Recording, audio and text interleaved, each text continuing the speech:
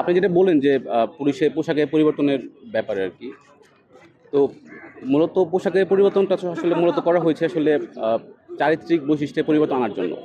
সেক্ষেত্রে রঙের পরিবর্তনের একটা প্রধান উদ্দেশ্য হয়তো বা এটা যে একটা রঙের সাথে তারা অভ্যস্ততার সাথে সাথে একই ধরনের চারিত্রিক ব্যাপারগুলোর সাথে হয়তো অভ্যস্ত ছিল। এখন রং পরিবর্তনের সাথে সাথে তাদের এই রংটা হচ্ছে একটু একটু একটু সামান্য হলে প্রভাবিত করবে। এবং এই প্রভাবিত করার যে বিষয়টা সেটা আসলে খুব বেশি যে প্রভাবিত করবে এই রঙের পার্থক্যটা কিংবা এই পোশাকের পার্থক্যটা সেটা আমি মনে করি না।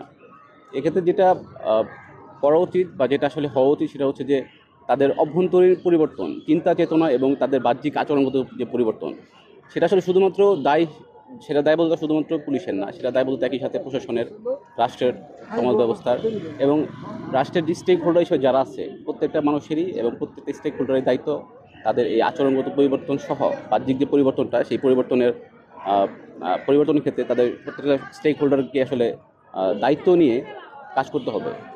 এবং পুলিশকে আহ, এক ধরনের চাপের মধ্যে রাখতে হবে, সামাজিক চাপের মধ্যে রাখতে হবে। এবং ব্যক্তিগত জায়গা থেকে প্রত্যেকটা মানুষ যখন সচেতনভাবে আসলে তাদের অধিকারের জায়গাটায় নিয়ে কথা বলবে, তখনই কিন্তু তারা তারা তারা তারা আসলে বাধ্য হবে আর কি। আর আমাদের আমাদের আমাদের দেশের প্রেক্ষাপটে আসলে আমরা বলতে পারি যে আহ, প্রত্যেকের সরকার ব্যবস্থার সময়ে পুলিশ আসলে তারা নিজস্বভাবে ব্যবহার করার চেষ্টা করেছে। এবং সেই চেষ্টা করার যে বিষয়টা সেটা আসলে আহ, সেটা তো রাষ্ট্রের ব্যর্থতা কিংবা সরকারের ব্যর্থতার পাশাপাশি আমাদের ব্যক্তি স্বাতন্ত্র্যতার জায়গা থেকে কিন্তু আমরা আসলে এই বিষয়গুলোতে কখনোই প্রতিরোধ করতে পারিনি।